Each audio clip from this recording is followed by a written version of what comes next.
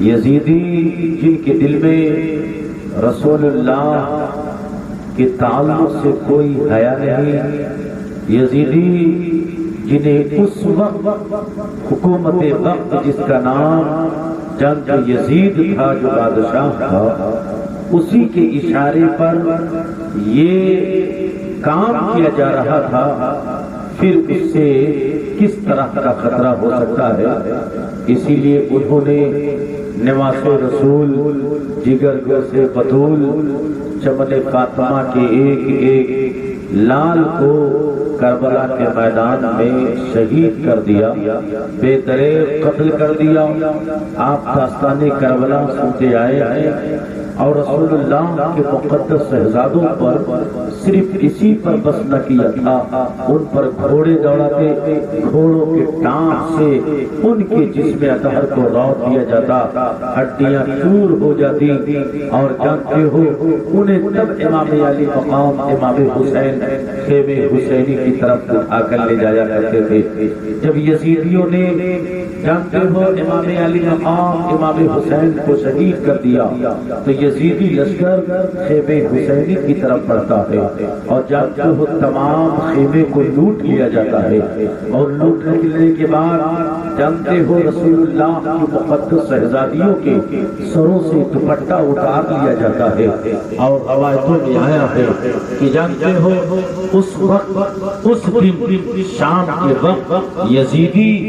لشکر اس کے سپاہی کمانڈر جس کا نام عمرو بن سعد تھا، اسی کربلا کے میدان پہ رک جاتا ہے، اور اللہ کے رسول سرور کائنات صلی اللہ علیہ وسلم کے شہزادے نواسے رسول اور کربلا والے تمام لوگوں کو جنہوں نے شہادت کا جام نوش کیا تھا، ان کی لاش بے گورو کفن پڑی ہوئی تھی، اور وہ اس لیے رک جاتا ہے کہ شام کے وقت وہاں پر جشن منایا جاتا ہے،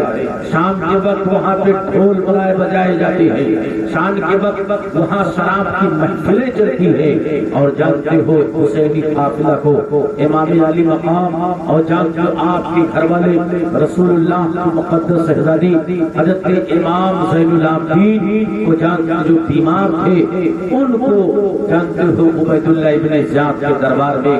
شمر کے حوالے کیا جاتا ہے، اور یہ قافلہ لے جایا جاتا ہے۔ اللہ کے رسول سرور کائنات کی مقدس شہزادیوں کو جانتے ہو گھوڑے اور اونٹ پر جس پر بیٹھایا گیا، اس گھوڑے اونٹ پر زین نہیں رکھا گیا، گھوڑے اور اونٹ پر زین اسی لیے رکھا جاتا ہے تاکہ چلنے میں کوئی دقت نہ ہو، مگر وہ زین اتار لیا گیا، سامانوں کی طرح حضرت امام زین العابدین کو باندھا گیا۔ رسول اللہ کے مقدس شہزادیوں کے ساتھ جنگ قید و بند کی زندگی آپ کو قیدی بنا لیا گیا تھا، اور جنگ عبید اللہ ابن زیاد کے دربار میں جب بھیجا جا رہا تھا، حضرت زینب جب امام علی مقام امام حسین کے جنگ لاش مبارکہ کے پاس پہنچتی ہے، ابھی صبر و ضبط کی پیکر بنی ہوئی تھی، لیکن جب انہوں نے اپنے بھائی حسین کی لاش کو دیکھا کہ جنگ کے ظالموں نے آپ کے جسم سے کپڑا اٹھا لیا تھا، روایت میں آتا ہے حضرت زینب نے جب دیکھا تو جنگ کے مدینہ کی طرف اپنے نانا جان کی بارگاہ میں استغاثہ کرتے ہوئے کہتی ہے، یا محمدا یا محمدا، یا جنگ کے نانا جان اپنے بیٹے حسین کی خبر گیری کر لیجیے، حسین کی لاش چھپے گورو کفن پڑی ہوئی ہے، ان پر ہوائیں خاک اڑا رہی ہے، حسین کے سر تن سے جدا ہے، یا محمد آپ اپنے بیٹے کی خبر گیری کریں۔ حضرت زینب اتنے درد بھرے انداز میں استغاثہ کرتی ہے کہ نہ جانے کتنے لوگ جو وہاں موجود تھے، کچھ یزیدیوں کی آنکھوں میں آنسو آ گئے، مگر یہ آنسو صرف مگرمچھ کے ہی ہو سکتے ہیں، یہ آنسو صرف دکھاوے کے لیے ہو سکتے ہیں، یہ آنسو حقیقت میں جان کر یزید کی طرح ان کے آنسو تھے۔ کس طرح یزید کے آنسو تھے ابھی آپ سنو گے۔ حضرت امام علی مقام امام حسین کی مقدس بہن حضرت زینب جان کر جو گزر جاتی ہے، آپ کا یہ قافلہ وہاں جاتا ہے، ادھر جب عمرو بن سعد رات کو ٹھہرتا ہے، یہاں پر شراب کا دور چلتا ہے، یہاں پر عیاشیوں کا دور چلتا ہے، یہاں پر جانتے ہو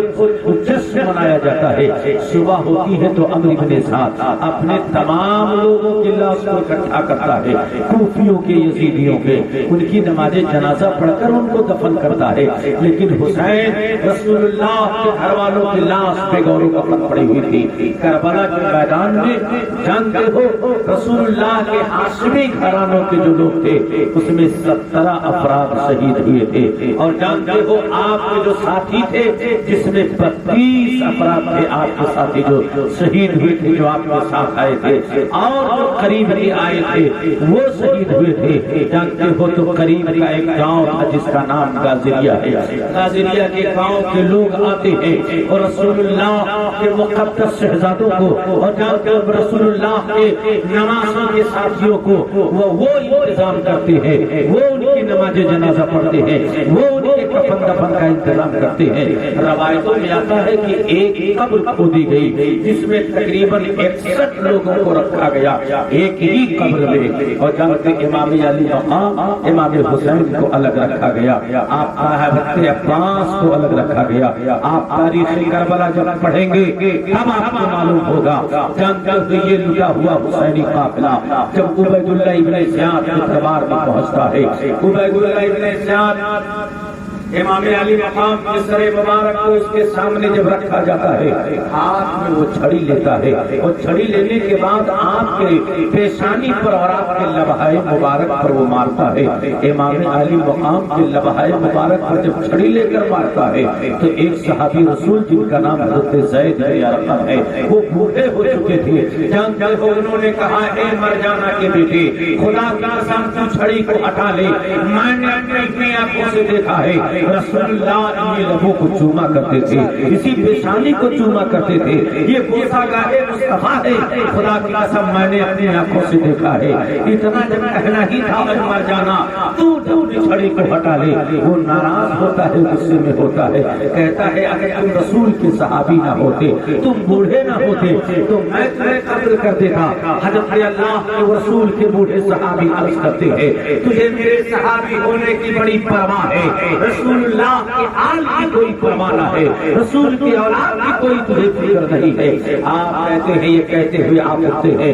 اے قوم عرب، آج سے تم لوگ غلام ہو گئے ہو، ایسے شخص کا غلام ہوئے ہو جو اچھوں کو قتل کرتا ہے، بروں کو غلام بنا لیتا ہے۔ اے قوم عرب، تم پر تمہارا حاکم مسلط ہو چکا ہے۔ یہ کس نے کہا تھا؟ یہ جانتے ہو رسول اللہ کے صحابی نے کہا تھا۔ وہاں سے کہہ کر آپ چلے آتے ہیں، اتنے میں جب لوگوں کی بھیڑ اکٹھا ہوتی ہے تو وہ عبید اللہ ابن زیاد کہتا ہے سارے لوگوں کو کہہ دو کہ کوفہ کی جامع مسجد میں آئیں۔ عبید اللہ ابن زیاد کوفہ کی جامع مسجد میں جب لوگوں کو کہتا ہے تو لوگ اکٹھا ہو جاتے ہیں۔ کوفہ کی جامع مسجد میں جب اکٹھا ہوتے ہیں تو تاریخ اٹھا کر دیکھیں، کوفہ کی جامع مسجد میں جب آپ اکٹھا ہوتے ہیں تو جانتے ہو بھیڑ جب اکٹھا ہوتی ہے یہ منبر پر جاتا ہے مردود عبید اللہ ابن زیاد اور یہ کہتا ہے کہ اللہ کا شکر ہے، اللہ نے امیر المومنین یزید بن معاویہ کو فتح عطا فرمائی ہے، اور کذاب ابن کذاب حسین ابن علی کو معاذ اللہ کہیے، حسین ابن علی کو اللہ نے شکست عطا فرمائی ہے۔ اتنا جب اس مردود نے کہا تھا تو ایک صحابی رسول جن کا نام عبداللہ بن عفیف ازدی ہے، جو آنکھوں سے معذور ہے، نابینا تھے، ان کا کام صرف اتنا تھا جب بھی انہیں جان کر اپنی ضرورت ہوتی تھی تو وہ کسی ضرورت سے مسجد کے باہر جاتے تھے، ورنہ اسی مسجد میں اپنا گزارا کرتے تھے، اللہ کی عبادتیں کرتے تھے، اللہ کی اطاعت و فرما برداری کے لیے،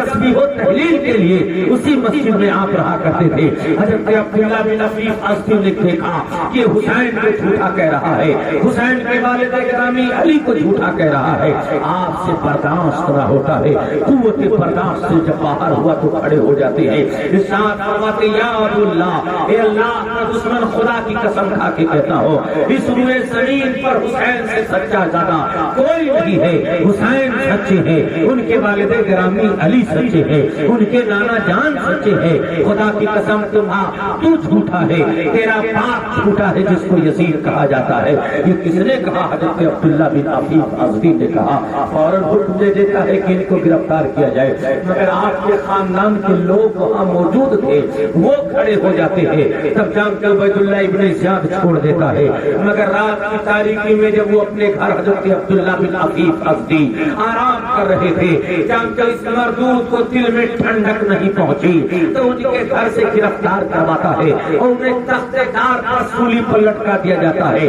آپ ذرا سوچئے تب جا کے اس کا کلیجہ